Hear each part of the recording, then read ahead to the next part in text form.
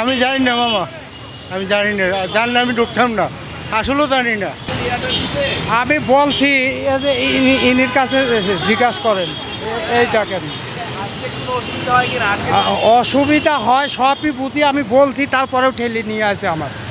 এটা দিলে মনে করেন রিক্সাটা ড্রাইভার দিব না, বুঝছেন? এটা তো বিআইবি অনেক অনেক অফিসার টফিসার যা আছে সব যা, আমরা এতটুকুই দে মানে ইফতারের পরে এইদিকে যাওয়া যাবে, কেন অনেক তো দুইও সাইডে গাড়ি স্যার, ট্রাফিকে কন্ট্রোল করতে পারে না স্যার। অনেকে যে ক্যাপাসিটি করে একবার উপর দিয়ে যায়, কষ্ট হয় ওটা আর কি উঠতে, অনেক সময় ভেতরে ঢুকে যায়, লিক হয়ে যায় চাকা, এই কারণে ওটা দিছে।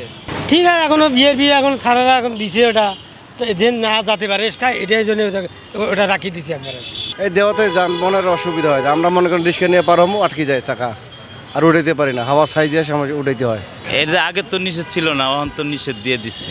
আগে নিষেধ ছিল না, এটা খোলাই ছিল, কিছুদিন আগে বন্ধ হয়েছিল, তারপরে খালি শুধু এই রুটটাই, আর অন্য রুট খোলা ছিল। এখন সব রুটই বন্ধ, এনদের সব শাহবাগ থেকে নিয়ে বাংলা মোটর থেকে নিয়ে এদিকে অফিসার ক্লাবের এন দিয়ে সব বন্ধ।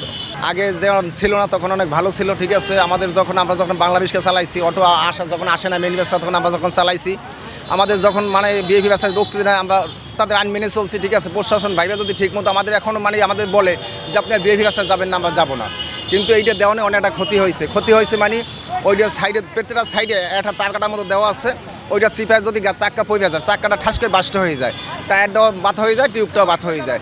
দেখা যাচ্ছে আমি 100 টাকা একটা ভাড়া নিয়ে আইছি, আমার 200-300 টাকা ক্ষতি হয়ে গেছে, ঠিক আছে।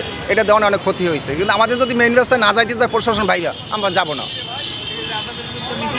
হ্যাঁ, আমরা তো এমন না, আমরা তো আগেও যাই না, এখনও যাই না, ঠিক আছে। এখন দেখছে সব কিছু চলে যায়, এখানে কেউ নাই, বিএপি রাস্তায় কোনো লোক নাই, বা কেউ ডিউটি করতে আসে না, তাই তখন তো সবাই চলে যায়, ঠিক আছে। কিন্তু এইটা দেওয়ানে আমাদের কোনো লাভ হয় না, কিন্তু আমাদের লস হয়েছে। কিন্তু তারা যদি বলতো যে আপনারা যাবেন না, কিন্তু আমরা যাইতাম না। আপনি যদি আমাকে বলেন যে আপনি বিএপি রাস্তায় আসবেন না, আমরা যাবো না।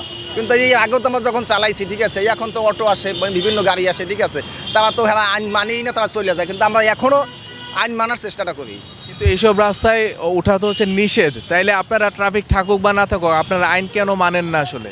না, আমরা আইন এখনও মেনে চলি। আমরা এইটা দেশে না, এটার মধ্যে এখন আমরা যাই না, কিন্তু আমাদের কিছু ভাইবে আছে না বুঝে চলে যায়, ঠিক আছে। আমরা যে এই ধরুন আজকে 18-19 বছর ধরে গাড়ি চালাই, ঠিক আছে, আমরা তো কোনো দিন আমরা হ্যাঁ আইন অমান্য করি না।